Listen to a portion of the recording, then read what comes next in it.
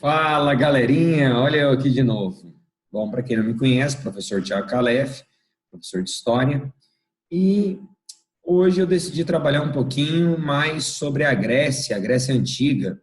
Acho que já deu para perceber que, né, atrás de mim está a Acrópole Ateniense, local onde aconteciam os maiores debates e decisões políticas na cidade-estado de Atenas, né?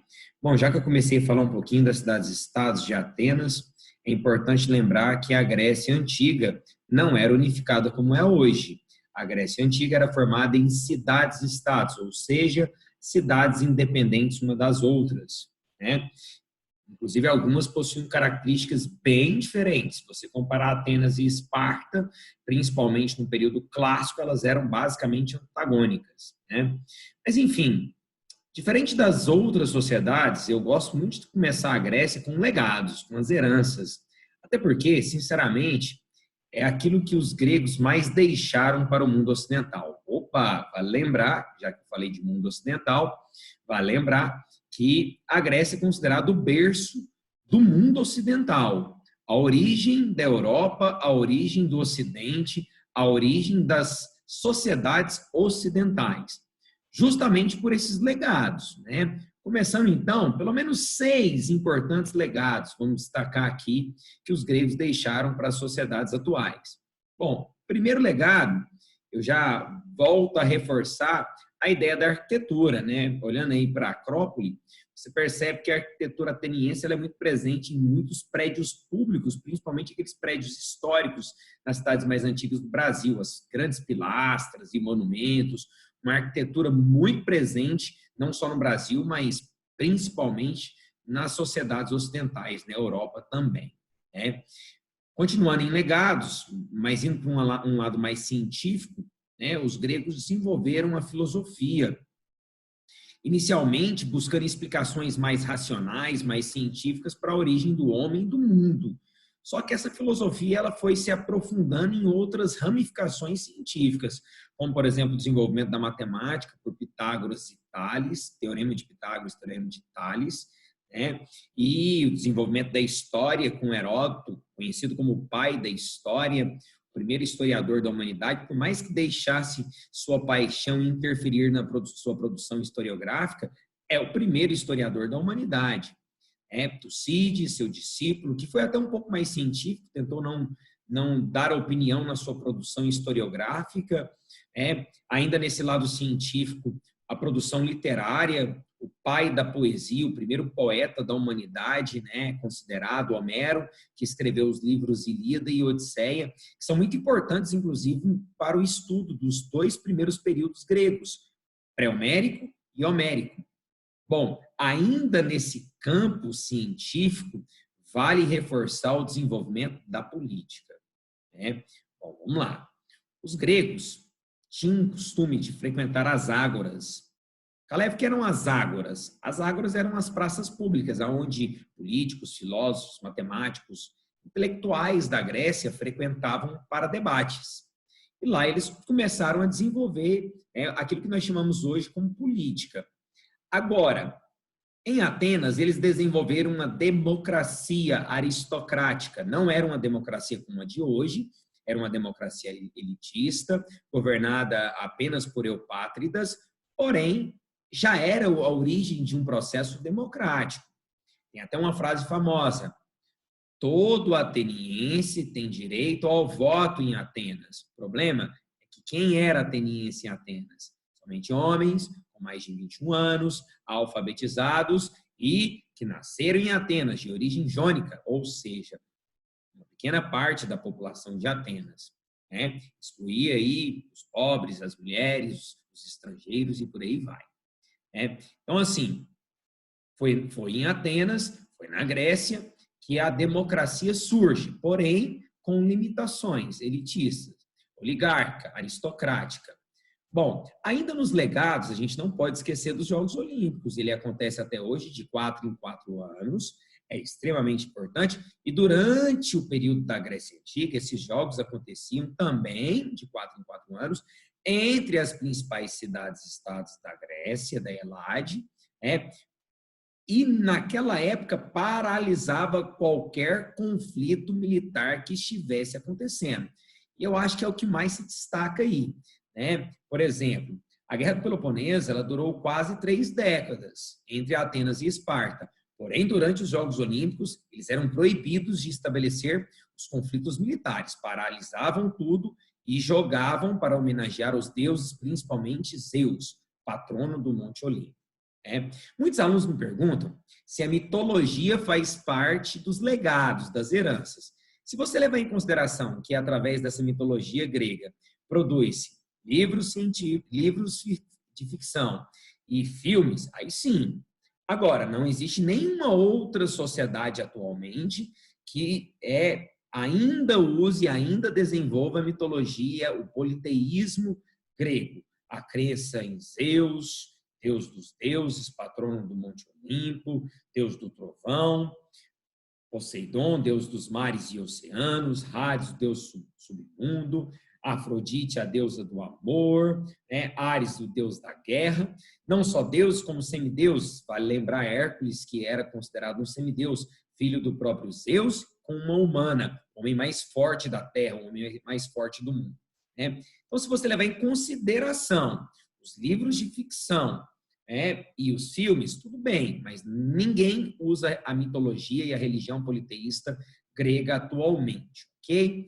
Bom, ainda nessa produção aí de legados, ainda valorizando os legados gregos que são utilizados até hoje, vale destacar também a música, teatro, a literatura, uma sociedade muito preocupada com a produção cultural, a produção artística, uma sociedade brilhante. A verdade é essa, que os gregos, culturalmente, intelectualmente, socialmente, eram brilhantes. Seu ponto fraco era justamente a formação em cidades-estados, e essas cidades-estados muitas vezes tinham muita rivalidade. Enfim, fiz toda uma contextualização dos legados, uma contextualização dos pontos principais da Grécia, que também era chamado de Hélade, e agora a gente vai começar os períodos gregos. E para isso eu vou abrir aqui um slide para vocês. Olha só, está aqui a Grécia Antiga, e vamos lá. Bom, qual a localização da Grécia? A Grécia, ela fica bem aqui, ó, tá bem distante, Chama Península Balcânica, o sul da Península Balcânica, aproximando. Se você observar, a Grécia está justamente aqui onde eu estou circulando, entre o Mar Egeu e o Mar Jônico e o Mar Mediterrâneo ao sul, ok? Então, sul da Península Balcânica, entre 3 mares, Egeu, a leste, Jônico ao oeste e ao sul, Mar Mediterrâneo. E aqui você começa a perceber algumas importantes cidades que foram sendo desenvolvidas. Vale destacar algumas cidades-estados da Grécia. Atenas, o berço da democracia, Olímpia, Tebas, Micenas, a primeira cidade-estado da Grécia, e Esparta, mais ao sul, no Planalto do Peloponeso, uma cidade muito mais militarizada do que as demais, certo? Aqui eu aproximo para vocês conseguirem identificar, Então, aqui, todo esse espaço que eu estou circulando é um espaço, então, da Grécia Antiga, ok? Bom, para você entender um pouquinho melhor, antes da gente começar período por período, eu fiz uma divisão aqui bem legal, ó. Período pré-homérico é caracterizado com a chegada dos povos que formaram, até a dominação dórica, que são os espartanos, que dominaram o sul da Península Balcânica. Então, o período pré-homérico é caracterizado pela chegada dos povos que formaram a Grécia. Período homérico das diásporas, as diásporas gregas, e o fortalecimento dos eupátridas, das oligarquias gregas. Período arcaico, a formação das polis e a colonização, a expansão territorial. Período clássico é destacado pelas guerras, tanto as guerras externas, guerras médicas, como as guerras internas, que é a Guerra do Peloponeso. E o período helenístico, que é o período do Alexandre Magno, Alexandre o Grande, que promoveu talvez aí uma das maiores expansões territoriais até então, naquela época, Só não foi maior do que o Império Romano. Aqui toda a cronologia, começando 2000 anos antes de Cristo, indo até 30 antes de Cristo, quando os gregos acabaram sendo dominados pelos romanos. Bom, começando aqui então período por período. Nesse primeiro vídeo, eu vou trabalhar apenas o primeiro período e depois eu trabalho os períodos seguintes, ok?